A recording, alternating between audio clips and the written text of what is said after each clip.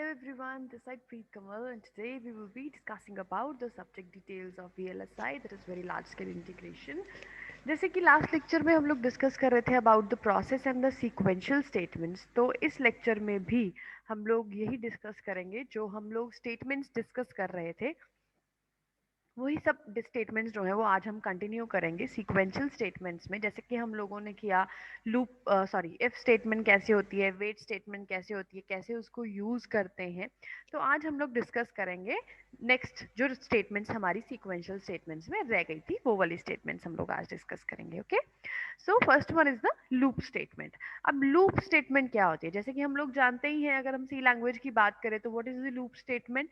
It can be used whenever an operation needs to be repeated। तो loop statement हम कब use करते हैं? लूप स्टेटमेंट को कब हमें चाहिए होती है कि जब कोई भी ऑपरेशंस जो हैं हमारे वो रिपीटेडली, अगर कोई ऑपरेशंस हमारे रिपीटेडली हो रहे हैं तो उस टाइम पे हम लोग क्या करते हैं? लूप स्टेटमेंट्स को यूज करते हैं। जो VHDL है, VHDL जो हमारी लैंग्वेज है, इसमें दो टाइप तरह के लूप स्टेटमेंट्स होते हैं हमारे पास। एक होता है फॉर लूप स्टेटमेंट और दूसरी होती है वाइल लूप स्टेटमेंट। और वाइल लूप स्टेटमेंट का जो सिंटेक्स है वो हम कैसे यूज करते हैं? सबसे पहले लगेगा लूप लेबल कॉलन, राइट, और ये ऑप्शनल है, अगर होगा तो आप लगा भी सकते हो, नहीं भी लगा सकते हो। आइट्रेशन स्कीम, जो भी आपने आइट्रेशन स्कीम यूज करनी है, कितनी आइट्रेशन के लिए आपने अपनी लूप को वर्क करवाना है। उसके बाद होगी लूप एंड देन आफ्टर होंगे सीक्वेंशियल स्टेटमेंट्स, फिर एंड लूप और फिर से लूप लेबल और सेमीकोलन लग जाएगा, right.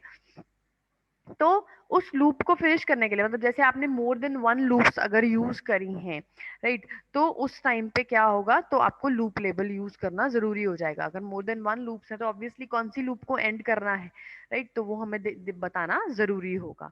Then the for iteration scheme has the form for identifiers. तो यहाँ पे करेंगे फॉर, जो आइडेंटिफायर्स हैं इन उनकी रेंज आ जाएगी, फिर उसके बाद स्टेटमेंट्स आ जाएंगी, फिर एंड लूप आ जाएगा। तो इस तरह से, जैसे हम एग्जांपल लेते हैं, किस तरह से हम लिख सकते हैं? फॉर एक्स, एक्स की वैल्यू को फॉर, हम जो फॉर लूप लगा रहे हैं ये हम ऑलरेडी देख चुके हैं पहले भी फॉर लूप को, लेकिन अब लूप स्टेटमेंट में हम इसको एक बार दोबारा से देख रहे हैं। तो जैसे हम लोग लिखते थे for i is equals to 1, i less than equal to this, i plus plus, and उसके बाद स्टेटमेंट्स होती थी। तो यहाँ पे भी वही सेम चीज है, लेकिन यहाँ पे हम सेमी कॉलम या ऐसी चीजें नहीं यूज कर रहे हैं, मतलब लाइक जो प्लस प्लस एंड ये वाली चीजें नहीं यूज कर रहे हैं, ये ऑटोमेटेड है, राइट। तो यहाँ पे हम लोग सिंपली क्या लिखना है? फॉर, कि फॉर लूप स्टार्ट करो।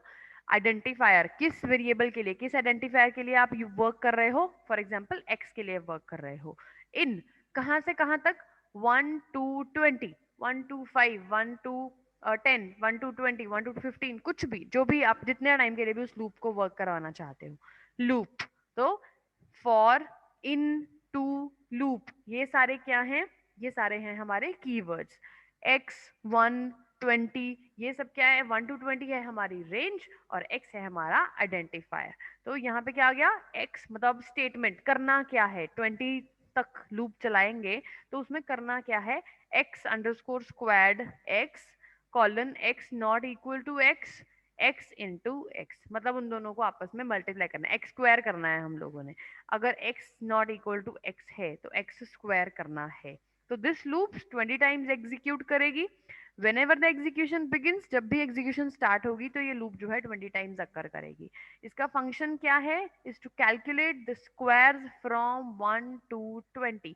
x की वैल्यू वेरी कर रही है फ्रॉम 1 to 20, और क्या करेगा? इंसर्ट करेगा them into x squared signal array. तो एक्स स्क्वायर्ड एक सिग्नल एरे बना दिया एक्स का, राइट, यहीं पे बना दिया।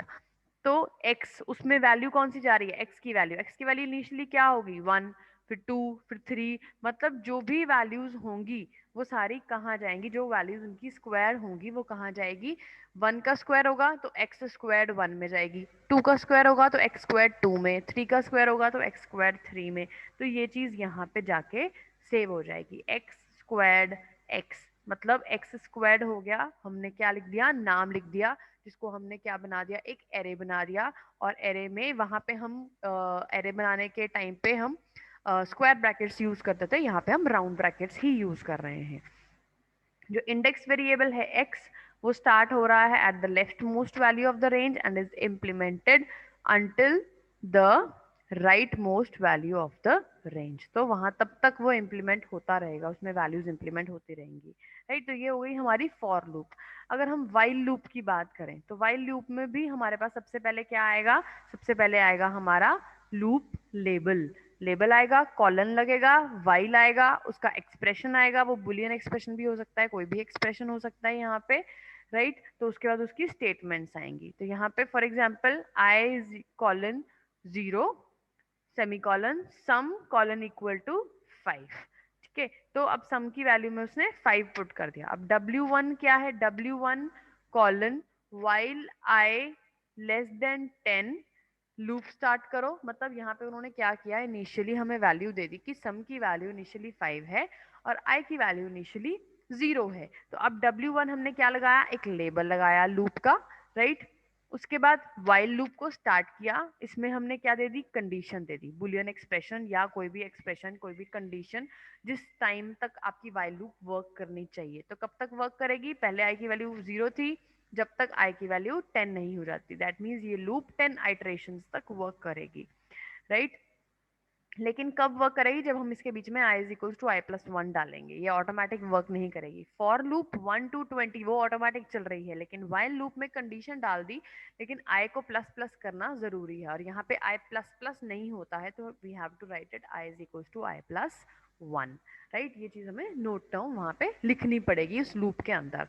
तो सम में क्या वैल्यू जाएगी, sum is equal to sum multiplied by 2। Sum में कौन सी वैल्यू जाएगी, सम का मल्टीप्लीकेशन 2 के साथ। दैट मीन्स इनिशियली सम 5 था, तो पहली आइटरेशन में उसकी वैल्यू 10 हो जाएगी, दूसरी में 20 हो जाएगी, फिर 40 हो जाएगी, फिर 80 हो जाएगी। मीन्स मल्टीप्लाइड बाय 2 होता चला जाएगा। तो उसके बाद and loop. So the statements within the body of the loop are executed sequentially and repeatedly as long as the loop condition I less than 10 is true। I less then 10 का मतलब आई की value 0 to 9 very करेगी। That means 10 times he iterations होंगी और उतने time तक सम में multiplied by 2 होता चला जाएगा। So this was the loop statement, जिसमें हम फॉर लूप और वाइल लूप दो लूप्स यूज कर सकते हैं। नेक्स्ट आ गई हमारी एग्जिट स्टेटमेंट। एग्जिट स्टेटमेंट भी एक सीक्वेंशियल स्टेटमेंट है that can be used only inside the loops. जो एग्जिट स्टेटमेंट है वो एक सीक्वेंशियल स्टेटमेंट है और उसे हम सिर्फ अपनी लूप्स के अंदर ही यूज कर सकते हैं। During the execution of a loop statement, जब लूप स्टेटमेंट एग्जीक्यूट हो रही है, it is necessary to jump out of the loop. Loop से बाहर आना जरूरी हो जाता है। सो VHDL एग्जिट सिस्टम जो है, एग्जिट स्टेटमेंट जो है, it allows the designer to exit और come out of the loop currently in the execution. जब वो एग्जीक्यूट कर रही है लूप, उसके बीच में अगर आप बाहर निकलना चाहते हो लूप से, तो there is a possibility with the help of exit. जैसे हम सी लैंग्वेज में ब्रेक और कंटिन्यू स्टेटमेंट्स यूज करते थे, यहाँ पे हम एग्जिट स्टेटमेंट यूज करते हैं। सो यहाँ पे क्या आएगा, एग्जिट लूप लेबल, कौन सी लूप जो है, आप कौन सी लूप से एग्जिट करना चाहते हो, राइट, उसका लेबल, जो भी आपने उसका लेबल लगाया हुआ है वो, व्हेन, कब करना चाहते हो, यहाँ पे कंडीशन दे देनी है। फॉर एग्जांपल यहाँ पे हम आई लेस देन 10 है, तो यहाँ पे वो कंडीशन दे सकता है when i is equals to 5, तो वो एग्जिट कर जाए। तो हम 5 लूप्स तक वर्क करना चाहते हैं। तो यहाँ पे क्या वो क्या बोल रहा है, जो एग्जिट स्टेटमेंट है उसके 3 बेसिक ऑपरेशंस हैं। फर्स्ट जो है, that involves the exit statement without a loop label in such a case. किसी किसी केस के अंदर अगर आप लूप लेबल नहीं भी लगाते हो तो भी एग्जिट स्टेटमेंट आपकी वर्क करेगी। द इनर मोस्ट लूप जो है वो एग्जिट हो जाएगी। अगर आपने लूप लेबल नहीं लगाया है तो फॉर एग्जाम्पल आप 3-4 लूप्स यूज कर रहे हो इकट्ठी, एक के बीच में एक के बीच में एक आप लूप्स यूज कर रहे हो, और सबसे अंदर वाली जो लूप है उससे आप एग्जिट करना चाहते हो, तो आप क्या करोगे, उस लूप के अंदर एग्जिट लगाओगे और उसमें लूप लेबल नहीं डालोगे। और जब आपने लूप लेबल नहीं डाला तो वो जो सबसे नियर बाय लूप होगी सिर्फ वहां से एग्जिट करेगा, पूरी मेन लूप से एग्जिट नहीं करेगा। जब आप लूप लेबल लगाओगे साथ में, तो वो लूप लेबल जिस भी मेन लूप का होगा वहां से वो एग्जिट कर जाएगा। ठीक है, मेन चीज ये हो गई first thing. Then the second type involves the exit statement with a loop label. अब फर्स्ट में लूप लेबल नहीं है तो नियरेस्ट वाली जो लूप होगी वहां से एग्जिट करेगा। सेकेंड केस में अगर लूप लेबल आपने लगाया है तो वो क्या करेगा, जो स्पेसिफाइड लेबल है उसकी लूप से बाहर एग्जीक्यूशन को जंप करवा देगा। थर्ड टाइप, व्हेन क्लॉज, जब यहाँ पे आपने क्लॉज लगाया है, व्हेन कंडीशन लगाई है, अगर, मतलब ये सारी चीजें जो हैं वो ऑप्शनल हैं। एग्जिट सेमीकोलन अगर आप लिखोगे तो वो जो जिस भी लूप में वो है या जो उसकी नियर बाय लूप है, नियरेस्ट जो उसकी लूप है वहां से एग्जिट करेगा। अगर आपने साथ में लूप लेबल लगा के सेमीकोलन लगाया है तो जिस लूप लेबल की, जिस लूप का लेबल आपने यहाँ पे यूज किया है उस मेन लूप से बाहर आ जाएगा। तीसरी चीज, अगर आप लूप लेबल नहीं यूज कर रहे हो, सिंपल एग्जिट लिखा है तो साथ में व्हेन कंडीशन लगाई है तो नियरेस्ट जो आपकी लूप है उसमें जब वो कंडीशन ट्रू होगी तो उस कंडीशन के ट्रू होने के बाद वो एग्जिट कर जाएगा, उस पर्टिकुलर लूप में से एग्जिट कर जाएगा। राइट, तो इस तरह से तीन तरीके से, बेसिक तीन तरीके से आपका जो एग्जिट लेबल है ये ऑपरेट कर सकता है, जो एग्जिट कीवर्ड आपका वर्क कर सकता है। Otherwise it continues to the next condition. अगर वो कंडीशन ट्रू नहीं है, जब तक ये कंडीशन ट्रू नहीं होगी तब तक वो एग्जिट नहीं करेगा और नेक्स्ट स्टेटमेंट पे कंटिन्यू करता रहेगा। राइट, तो एग्जांपल लेते हैं, से काउंट की वैल्यू 1 है, काउंट कॉलन इक्वल टू 1, इसका मतलब काउंट क्या है हमारा, वेरिएबल है। अगर लेस देन इक्वल टू यानी कि गेट्स द वैल्यू ऑफ का सिंबल अगर आएगा तो इसका मतलब वो सिग्नल है। अगर कॉलन इक्वल टू का सिंबल आ रहा है इसका मतलब ये वेरिएबल है। So there is a difference between the signal and the variable, ये हम ऑलरेडी डिस्कस कर चुके हैं। राइट, तो count colon equals to 1 semicolon, x colon equals to 0। तो काउंट की वैल्यू 1 है, एक्स की वैल्यू 0 है, L1 लूप लेबल है, कॉलन लूप हमने यहाँ पे स्टार्ट कर दी, एक्स को कौन सी वैल्यू दे दी, एक्स प्लस 10, काउंट को कौन सी वैल्यू दे दी, काउंट इंटू 5। अब यहाँ पे कंडीशन क्या लगाई, if count is greater than 200, अगर काउंट की वैल्यू ग्रेटर दैन 200 है तो L1 से एग्जिट कर जाओ। अगर यहाँ पे कोई इफ लगाया होगा तो इफ से एग्जिट कर जाओ और उसके बाद and the loop L1। That means कि अगर काउंट की वैल्यू ग्रेटर देन 200 है तो एग्जिट करो, जब तक उसकी वैल्यू, इसका मतलब 200 नहीं होती तब तक ये लूप जो है आपकी वो वर्क करती रहेगी टिल द काउंट की वैल्यू 200 से ज्यादा नहीं हो जाती। मतलब count is equal to count into 5 हो रहा है। राइट, तो जो पहली आइट्रेशन है उसमें जीरो, एक्स की वैल्यू है 0, उसके बाद एक्स की वैल्यू 1 2 3 ऐसे मूव करेगी। काउंट की वैल्यू जो है वो है 1, तो यहाँ पे वो क्या बोल रहा है, काउंट को 1 पे इनिशियलाइज कर दिया, एक्स को 0 पे। अब जो स्टेटमेंट सिक्वेंशली एग्जीक्यूट होंगी तो जब तक काउंट की वैल्यू लेस देन 200 है तब तक आपका ये जो लूप है वो वर्क करता रहेगा। एक्स में एक्स प्लस 10 होता रहेगा और काउंट की वैल्यू में काउंट इंटू 5। तो पहली बार 1 थी इसकी वैल्यू, इंटू 5 हुआ 5 हो गया, 5 इंटू 5 25 हो गया, 25 इंटू 5 कितना हो गया 125 हो गया। ऐसे ही आगे आगे कंटिन्यू ये करता रहेगा। तो 2 to 3 लूप्स के लिए ये वर्क करेगा। जैसे ही उसकी वैल्यू 200 से अबव होगी लूप एग्जिट हो जाएगी, कौन सी, L1, यानी कि ये वाली लूप एग्जिट हो जाएगी, एंड एफ हो जाएगा और पूरी की पूरी लूप बंद हो जाएगी, एंड लूप भी बंद हो जाएगा। राइट, तो ऑल्टरनेट फॉर्म क्या है इसका, काउंट की वैल्यू 1 है, एक्स की वैल्यू 0 है, L1 लूप स्टार्ट किया, x is equal to this, exit this. तो यहाँ पे ये चीज कर दी। ठीक है, यहाँ पे हमने तीन स्टेटमेंट्स अलग अलग लिखी है, exit L1, and if, and loop, और ये जो कंडीशन थी उसमें इफ स्टेटमेंट भी लगाई, तो इसलिए एंड इफ कर रहे हैं। ये जो इफ स्टेटमेंट है उसको बंद किया, पहले एग्जिट किया, फिर इफ स्टेटमेंट को बंद किया, फिर लूप को बंद किया। तो ये सारी चीजें एक ही लाइन में हो सकती हैं। कैसे, क्योंकि एग्जिट में हमारे पास ऑप्शन है कंडीशन का, तो एग्जिट में हमने कंडीशन लगा दी, exit when count is greater than 200। यही सेम कंडीशन इफ और देन वाली स्टेटमेंट लगाने की जगह, एंड इफ लगाने की जगह हमने एग्जिट में ही कंप्लीट कर दी। राइट, तो इसमें एक ही लूप है L1, उसी लूप से एग्जिट करना है। कब एग्जिट करना है, जब कंडीशन ये वाली ट्रू हो जाएगी, काउंट की वैल्यू ग्रेटर देन 200 हो जाएगी। तो दोनों में डिफरेंस क्लियर हुआ। एंड लूप L1 तो करेंगे ही हम, एग्जिट भी हमने लगाना ही लगाना है, लेकिन हम यहाँ पे क्या कर रहे हैं कि यहाँ पे जो इफ स्टेटमेंट हमने लगाई थी उसको हमने बचा लिया और एग्जिट के साथ ही कंडीशन लगा के हमने अपना काम परफॉर्म कर लिया। वही सेम चीज हमने कुछ एक कम एग्जीक्यूशन टाइम में और कम लाइंस में हमने उस चीज को परफॉर्म कर लिया। Right. This is the function of exit statement. तो इस तरह से हम उसे यूज कर सकते हैं. देन इज ये it is very similar to exit statement जो है, it is very similar to the break statement जो हम लोग यूज करते थे हमारे सी लैंग्वेज के अंदर, राइट. आगे आगे नेक्स्ट स्टेटमेंट. नेक्स्ट स्टेटमेंट जो है it is also a sequential statement. इसे भी हम लूप के अंदर यूज कर सकते हैं. ये भी यूज करते हैं एग्जीक्यूशन स्टॉप करने के लिए, एग्जीक्यूशन ऑफ द स्टेटमेंट्स को स्टॉप करने के लिए in the current iteration, right.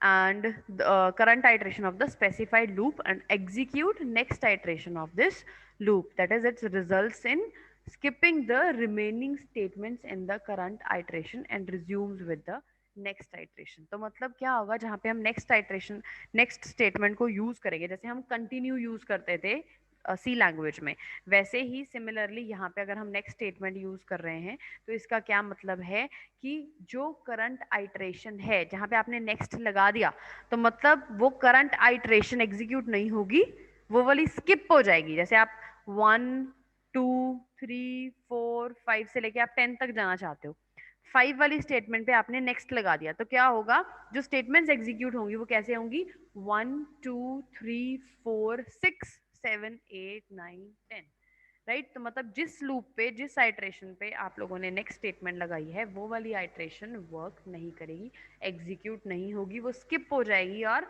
Next iteration पे आपका लूप जो है वो ऑटोमेटिकली शिफ्ट हो जाएगा, राइट. पर यहाँ पे देखो फॉर आई, यहाँ पे वो एक मिसिंग है, आपका कीवर्ड मिसिंग है. For I in 0 to 10 loop start करेंगे if value is less than T underscore value. कोई टी अंडरस्कोर वैल्यू हमने वैल्यू दी है, जब तक वो वैल्यू से कम है then value colon equals to value plus 5. Else if value is equals to T value, अगर उससे कम है तो उसकी वैल्यू प्लस कर दो. अगर वैल्यू इक्वल है, दोनों दोनों वैल्यूज अगर इक्वल हो गई तो नेक्स्ट कर दो, उसको स्किप कर दो, फिर नेक्स्ट पे चले जाओ, फिर नेक्स्ट, फिर दोबारा से चेक करो चेक करो चेक करो. जब वो इक्वल होगी तो वो नेक्स्ट पे चला जाएगा, और नेक्स्ट पे चला जाएगा मतलब वो वाली आइटरेशन वर्क नहीं करेगी. उसके बाद एंड इफ कर देंगे हम, और x जो है उसको कौन सी वैल्यू मिलेगी, x plus 1 की, एंड देन लूप एंड हो जाएगी, राइट. तो when the next statement is executed, execution jumps to the end of the loop. The last statement x colon equals to x plus 1 is not executed. मतलब कि इसके बाद जो हमने ये वाली एग्जीक्यूशन के लिए ये वाली जो टर्म लिखी है, अगर ये कंडीशन ट्रू हुई तो आपका जो इसका एग्जीक्यूशन का जो पोर्शन है, जो आपका जो स्टेटमेंट को एग्जीक्यूट कर रहा है, जो करंटली जिस पोजीशन के ऊपर वो वर्क कर रहा है, वहां से वो टर्म सीधा नेक्स्ट स्टेटमेंट को रीड करते ही आपकी एग्जीक्यूशन सीधा एंड ऑफ द लूप पे पहुंच जाएगी, और ये जो नेक्स्ट टर्म है ये एग्जीक्यूट नहीं होगी अगर ये कंडीशन ट्रू है तो, राइट. तो increments the value of the loop identifier that resumes the loop execution and the value new value of आई पे वो चला जाएगा. मीन्स 0 1 2 जैसे मैंने पहले बताया कि अगर आप 5th नंबर पे या 7th नंबर पे आपने फॉर एग्जांपल लगाया, जैसे को value gets the value of value plus 5, for example value की वैल्यू 1 थी, ठीक है, तो या 0 थी, तो वैल्यू प्लस 5 हो गया 5. तो 5 हो गया, तो इसका मतलब कि जब वैल्यू की वैल्यू टी अंडरस्कोर वैल्यू के इक्वल होगी तो क्या होगा, आपकी जो ये स्टेटमेंट है x is equal to x plus 1 ये एग्जीक्यूट नहीं होगी, नेक्स्ट स्टेटमेंट एग्जीक्यूट होगी, और आपका जो लूप का कंट्रोल है वो सीधा एंड लूप पे चला जाएगा. यानी कि ये वाली कंडीशन जो है उसको स्किप कर देगा, और उसके बाद जो आइटरेशंस रह गई हैं वो बाकी की आइटरेशंस को कंप्लीट करेगा. लूप जो एग्जीक्यूट करेगा मतलब वो आपका एंड लूप नहीं होगा, वो लूप एग्जीक्यूट करेगा, लेकिन वो 5th नंबर वाली वैल्यू या 6th नंबर वाली वैल्यू जो पर्टिकुलर वैल्यू पे ये नेक्स्ट स्टेटमेंट लगी है उस वैल्यू को स्किप करेगा, और उसके बाद वापस से नेक्स्ट नंबर जो नेक्स्ट वैल्यू है 0 से लेके 10 के बीच में आएगी जो नेक्स्ट वैल्यू है उस पर शिफ्ट कर जाएगा. This is the next statement. Okay, then after आ गई आपकी नल स्टेटमेंट. अब नल स्टेटमेंट क्या कह रही है कि it is a sequential statement that does not cause any action to take place. अगर नल स्टेटमेंट कहीं पे लगाई होगी तो वो कोई भी एक्शन को परफॉर्म नहीं करने देगी। So execution continues with the next statement, क्योंकि अगर नेक्स्ट स्टेटमेंट लगाते हैं हम तो एग्जीक्यूशन कंटिन्यूज होती है। So one example of this statements uses that in if statement or in a case statement where certain conditions it may be useful or necessary to explicitly specify that no action is needed to be performed। तो किसी particular case में अगर आप चाहते हो कि कोई भी एक्शन परफॉर्म ना हो, अगर ये वाली कंडीशन आती है तो कोई भी एक्शन परफॉर्म ना हो, तो वहां पे आप नल स्टेटमेंट को यूज कर सकते हो, राइट। उसके बाद आ गई आपकी असर्ट स्टेटमेंट। असर्ट भी एक सीक्वेंशियल स्टेटमेंट है। It is used for reporting textual strings to the designer. Designer को अगर आपने टेक्सचुअल स्ट्रिंग्स भेजनी है तो उसके लिए असर्ट स्टेटमेंट को यूज कर सकते हैं। It checks the value of the boolean expression for true और फॉल्स। ठीक है, कि वो बुलियन एक्सप्रेशन ट्रू है या फॉल्स है उसको चेक करेगा। अगर वो एक्सप्रेशन ट्रू है तो द स्टेटमेंट डज नथिंग, तो वो कुछ नहीं करेगी statement. But if the value is false, the statement sends a user specified text string to the standard output to the terminal। तो अगर ये बुलियन एक्सप्रेशन ट्रू है तो वो कुछ नहीं करेगा, अगर वो बुलियन एक्सप्रेशन फॉल्स है तो वो रिपोर्ट करेगा स्ट्रिंग एक्सप्रेशन या severity expression. So in case the value of the boolean expression is false, report message is printed। अगर वो false होगा तो जो report में लिखा है string expression वो प्रिंट होगा along with the severity level। कितना उसका कितना सिवियर है, सिवियर मीन्स कितना इंपॉर्टेंट है वो, कितना डिजास्टरस है, राइट। या कितना ज्यादा जैसे हम कह सकते हैं उसे सिवियर। सिवियर मीन्स कि बहुत ज़्यादा ज़रूरी है, सिवियरिटी लेवल उसका कितना है। सो सिवियरिटी लेवल का मतलब है एक प्री डिफाइंड एनुमरेशन टाइप है with the value note, warning, error and failure.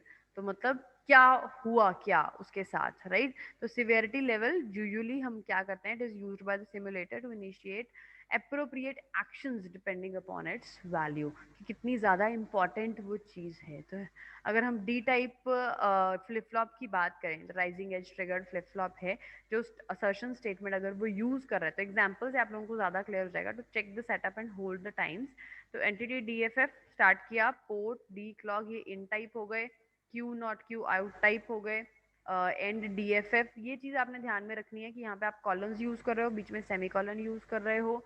अगर जो आउट टाइप के हैं उन सारों के बीच में हम कॉमा यूज कर रहे हैं, जो इन टाइप के हैं उनके बीच में भी कॉमा यूज कर रहे हैं, और इन नॉट आउट टाइप के जो अलग अलग हैं उनके बीच में हम सेमी कॉलन यूज कर रहे हैं, फिर ब्रैकेट्स क्लोज करके फिर से सेमी कॉलन यूज कर रहे हैं, एंटिटी एंड कर रहे हैं।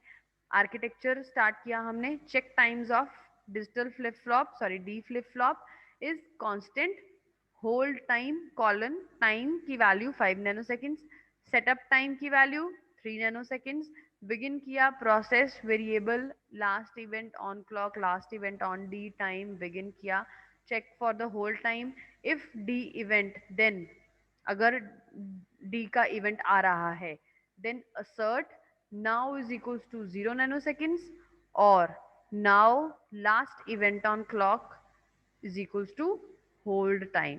रिपोर्ट क्या करेंगे, hold time too short, severity failure हो गया है। अगर वो कंडीशन ट्रू होती है, असर्ट के अंदर की जो बुलियन एक्सप्रेशन है नाउ की वैल्यू 0 नैनो सेकेंड्स है, राइट, तो वो क्या करेगा, उसकी कंडीशन लगा देगा कि उसमें कौन सी वैल्यू आ रही है, होल्ड टाइम की। तो अगर ये कंडीशन फॉल्स है तो वो रिपोर्ट करेगा होल्ड टाइम टू शॉर्ट, और सिवियरिटी को शो कर देगा कि फेलियर हो गया है, कि हमारा सिस्टम नहीं वर्क कर रहा है। और अगर वो जो है सेटअप टाइम के बराबर है या ये वैल्यू कंडीशन फॉल्स है, असर्ट के अंदर की कंडीशन अगर फॉल्स है तो वो क्या रिपोर्ट करेगा, setup time too short, severity failure, की नहीं चल रहा है हमारा जो सिस्टम है, it is not working, right. तो इस तरह से एक एग्जाम्पल में जो प्रोसेस है it is sensitive to the signals d and clock, उन दोनों के लिए सेंसिटिव है। When an event occurs on either side of these signals, तो फर्स्ट इफ स्टेटमेंट एग्जीक्यूट होगी जो स्टार्टिंग में लिखी हुई थी, ये वाली इफ स्टेटमेंट, ठीक है।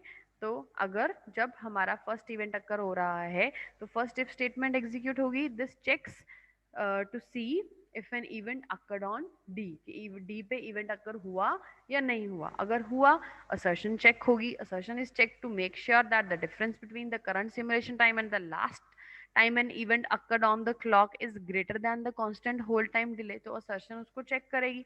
अगर वो कंडीशन फॉल्स हुई तो क्या होगा? अगर ये कंडीशन ट्रू ना हुई, फॉल्स हुई, तो एक रिपोर्ट मैसेज जो है वो प्रिंट होगा along with the severity level कि वो फेलियर हो सकता है, is return to the simulator. Similarly next statement में भी वो चेक करेगा, उसका सेटअप टाइम चेक करेगा। The last if describes the latch behaviour of d flip flop, right. तो वो क्या बताएगा आपका कि उसका बिहेवियर कैसा है, डी फ्लिप फ्लॉप का बिहेवियर कैसा है। तो the setup and the hold times have been modelled as constants. तो जो ये सेटअप टाइम बताया गया है या होल्ड टाइम बताया गया है, they are the constants in this example. इसकी वैल्यू कांस्टेंट रहेगी, राइट। तो जैसे ही ये कंडीशन फॉल्स होगी, इसका मतलब सेटअप टाइम शॉर्ट है या होल्ड टाइम शॉर्ट है। तो वो मैसेज डिस्प्ले कर देगा, hold time is too short, setup time is too short, failure, कि आपका प्रोसेस नहीं वर्क कर रहा है।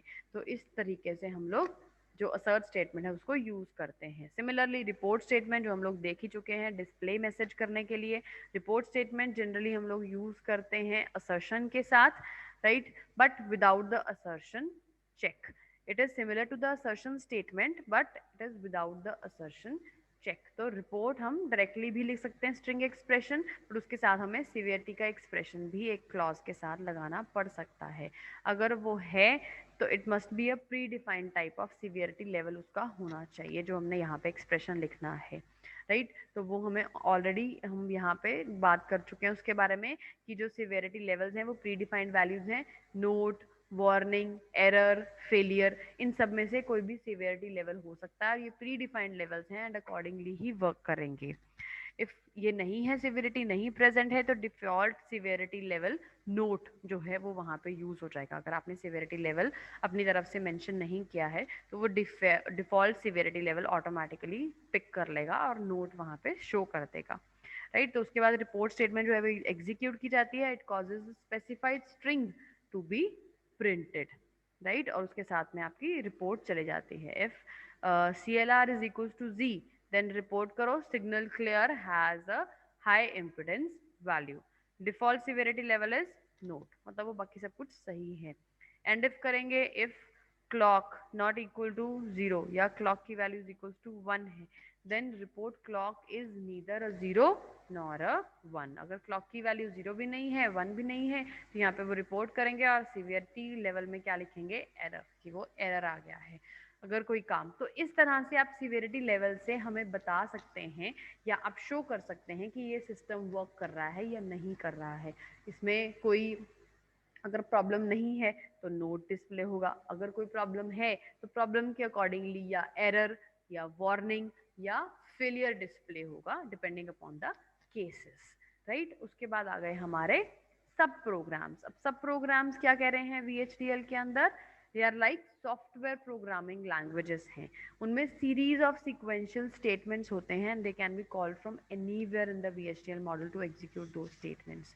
तो ये जो स्टेटमेंट्स हैं within a subprogram body, it gets executed sequentially. उसके अंदर कंडीशनल असाइनमेंट और सिलेक्टेड स्टेटमेंट जो है वो अलाउड नहीं होती हैं। कॉन्करेंट स्टेटमेंट्स जैसे कंडीशनल और सिलेक्टेड सिग्नल स्टेटमेंट्स जो है वो अलाउड नहीं होती हैं। Subprograms exactly similar to the user defined function जो हम सी लैंग्वेज में यूज करते हैं। अगर किसी चीज़ को हम बार बार यूज करना चाहते हैं तो एक मेन प्रोग्राम के बाद एक छोटा सा सब प्रोग्राम बना लेते हैं, तो उसको हम बार बार कॉल कर सकते हैं। तो ये उसी तरीके का है। तो इसमें वो क्या बोल रहा है, जो सब प्रोग्राम है it can be placed in the main code इधर इनसाइड द आर्किटेक्चर और इनसाइड एंटिटी, कहीं पे भी आप उसको प्लेस कर सकते हो। if it is placed inside the entity it is available to all its architectures, but if it is placed in the architecture so it is visible to only that particular architecture. So they may also be declared in packages, they made visible to any architecture via use statement. Use statement के through ये किसी भी architecture में हम इनको use कर सकते हैं। लेकिन अगर पैकेज के साथ इसको डिक्लेयर करते हैं तो पैकेज बॉडी लिखना बहुत जरूरी है, which must contain the body of the subprogram declare in the declarative part of the package. तो सब प्रोग्राम में क्या है, पैकेज या पैकेज बॉडी, उसके साथ लाइब्रेरीज आ जाती हैं, या मेन कोड है, मेन कोड के अंदर या एंटिटी है या आर्किटेक्चर है। तो आर्किटेक्चर में भी डिक्लेरेटिव पार्ट हो सकता है। तो डिफरेंट डिफरेंट तरीके से हम अपने सब प्रोग्राम्स को लिख सकते हैं, right. So there are two types of subprograms, namely functions and procedures. तो दो तरह के सब प्रोग्राम्स होते हैं हमारे पास, functions हैं और procedures हैं। तो function जो है, they are called as the part of the expression. function को expression का ही part बोलते हैं।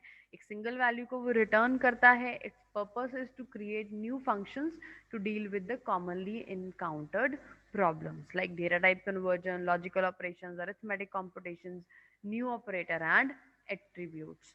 तो ये जो फंक्शन है हमारे, उसका पर्पस क्या है, कॉमनली एनकाउंटर्ड प्रॉब्लम के साथ डील करना। और वो कौन सी प्रॉब्लम्स हो सकती हैं, डेटा टाइप की कन्वर्जन, लॉजिकल ऑपरेशंस को परफॉर्म करना, अरिथमेटिक कॉम्पिटिशन्स, नया ऑपरेटर, एट्रीब्यूट्स बनाना।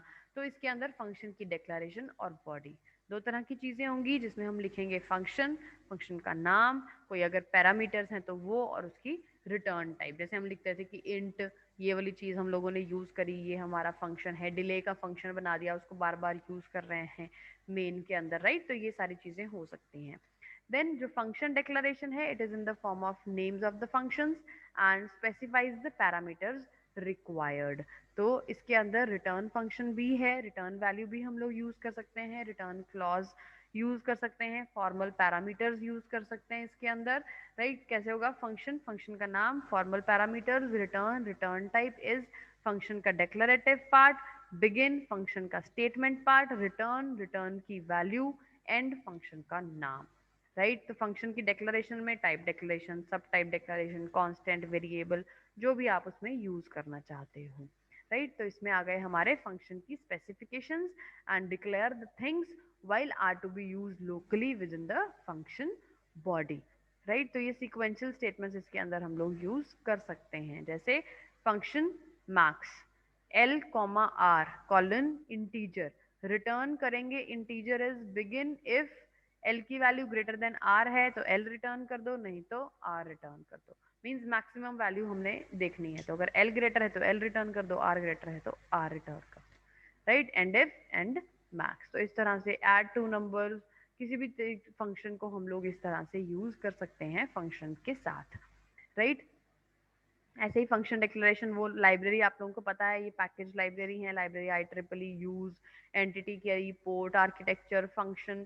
फिर फंक्शन को हमने यूज किया, सिंपल कौन से एट्रीब्यूट्स आप यूज कर रहे हो, A B C, ये बिट टाइप के हैं, रिटर्न करनी है बिट, वेरिएबल लिए हमने डी, उसकी वैल्यू क्या है, वो बिट टाइप का है, वो भी बिगिन किया, डी को value the A and B और C, तो डी को रिटर्न कर दिया। एंड सिंपल बिगिन किया, उसमें करना क्या है, y gets the value of simple x0 y x1 x2, simple x2 x0 x1, simple x1 x2 x0, ये हमने प्रोसेस लगाया x पे कि उनकी वैल्यूज जो भी होंगी वो यहाँ पे रिटर्न हो जाएंगी।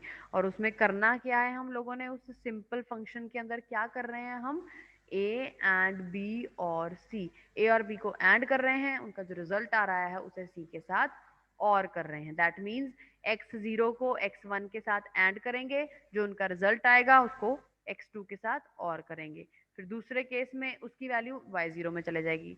दूसरे केस में x2 और x0 की वैल्यू जो है उनको ऐड करेंगे, जो उनका रिजल्ट आएगा उसको x1 के साथ और करेंगे, और उसके रिजल्ट को y1 में सेव कर देंगे। ऐसे ही लास्ट। तो यहाँ पे हमने क्या किया, एक फंक्शन बना लिया, उस फंक्शन के अंदर काम क्या करने हैं वो लिख दिया, रिटर्न क्या होना है वो लिख दिया। अब हम प्रोसेस लिखेंगे। अब प्रोसेस में हमने क्या किया, जो फंक्शन का नाम लिखा था उस फंक्शन में 3 एट्रीब्यूट्स थे, A B और C, और उनकी वैल्यूज हम अपने हिसाब से लिख देंगे, जो हमने वैल्यू खुद एंटर करवाना चाहते हैं। For example x0 x1 x2, और वो काम किस हिसाब से करेंगे, जैसे कि इस फंक्शन में डिफाइन किया गया है उसके अकॉर्डिंगली, उसके बाद उसको एंड कर देंगे। इस तरीके से दे विल वर्क। इसी तरह से होता है हमारा प्रोसीजर, ये भी बिल्कुल सिमिलर है फंक्शन की तरह ही, बेसिक पर्पस है इसका भी, जैसे हम फंक्शन परफॉर्म करते हैं इसमें प्रोसीजर आएगा, प्रोसीजर का नाम, पैरामीटर लिस्ट, उसकी डिक्लेरेशंस, बिगिन करेंगे, sequential statements, and procedure, right, और एंड प्रोसीजर का नाम आ जाएगा हमारे इसके साथ में। तो पैरामीटर लिस्ट में हम लोग क्या लिखेंगे, फॉर्मल पैरामीटर्स यूज करेंगे। इसकी एग्जांपल लेते हैं, उससे क्लियर हो जाएगा। प्रोसीजर सॉर्ट, उसका नाम लिख दिया प्रोसीजर का। सिग्नल, कौन कौन से सिग्नल्स यूज कर रहे हैं, IN1 IN2। इनपुट टाइप के हैं, रेंज है 0 to 100। सिग्नल मिनिमम मैक्सिमम, ठीक है, min max. Colon out type के हैं, रेंज है 0 to 100। बिगिन किया, इफ IN1 की वैल्यू IN2 से ग्रेटर है तो मैक्सिमम में कौन सी वैल्यू आ जाएगी, IN1 की। मिनिमम में आ जाएगी IN2 की। मैक्सिमम जो है नहीं तो मैक्सिमम में IN2 की और मिनिमम में IN1 की। तो प्रोसीजर में हमने क्या किया, उसको इनपुट कर दिया सारा, और उनके ये डिफॉल्ट वेरिएबल्स जो हैं वो हमने यहाँ पे लगा दिया। उनकी रेंज लिख दी 0 से लेके 100 तक। अब इनमें बेसिक डिफरेंस क्या है, जो फंक्शन है वो सिर्फ एक सिंगल वैल्यू को रिटर्न कर सकता है थ्रू रिटर्न स्टेटमेंट, लेकिन जो प्रोसीजर है it can return more than one values using the parameters of mode out and mode in out. तो उसमें रिटर्न स्टेटमेंट यूज करने की जरूरत नहीं होती है। जो फंक्शन है दे मे accept 0 or more input parameters with default mode in only class and type of parameter need to be specified in the function declaration। तो फंक्शन जो है वो 0 को भी एक्सेप्ट करता है और ज्यादा इनपुट पैरामीटर्स को भी एक्सेप्ट कर सकता है। मतलब उसमें आप चाहे इनपुट पैरामीटर्स लिखो या ना लिखो, वो डिफॉल्ट मोड में उसको एक्सेप्ट कर लेगा। But only class and type of parameters जो है वो यहाँ पे डिस्प्ले करने जरूरी होते हैं। लेकिन प्रोसीजर में return values through its passed parameters only in out and out, ये 3 मोड्स ही हमारे इसमें अलाउड होते हैं। For every parameter passed mode, class, type and data, ठीक है। मोड, क्लास और type they need to be specified. तो इसमें सिर्फ क्लास और टाइप, और इसमें मोड, क्लास और टाइप तीनों चीजें डिक्लेयर करनी जरूरी होती हैं। देन फंक्शन के अंदर इनपुट पैरामीटर्स जो हैं they are passed to the functions and essentially a signal और अ कांस्टेंट ऑब्जेक्ट। वेरिएबल्स उसमें अलाउड नहीं होते हैं, तो उसमें सिग्नल या कांस्टेंट ही हम लोग यूज कर सकते हैं। इसके अंदर सिग्नल, कांस्टेंट, वेरिएबल सारे ऑब्जेक्ट्स हम लोग यूज कर सकते हैं। फंक्शन जो है it is called as the part of an expression, इसको एक्सप्रेशन का पार्ट बोलते हैं। लेकिन जो प्रोसीजर कॉल है it is an independent sequential statement.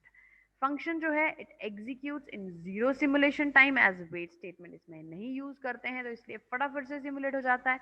लेकिन इसमें मे और may not execute in 0 simulation time as procedure can have a wait statement. तो प्रोसीजर के अंदर वेट स्टेटमेंट हो सकती है, इसलिए अगर वो होगी तो उतने पर्टिकुलर टाइम पीरियड के बाद वो एग्जीक्यूट होगा, अगर नहीं होगी तो 0 में भी हो सकता है। लेकिन फंक्शन हमेशा 0 सिमुलेशन टाइम में ही एग्जीक्यूट करेगा क्योंकि उसमें वेट स्टेटमेंट्स नहीं होती हैं, राइट।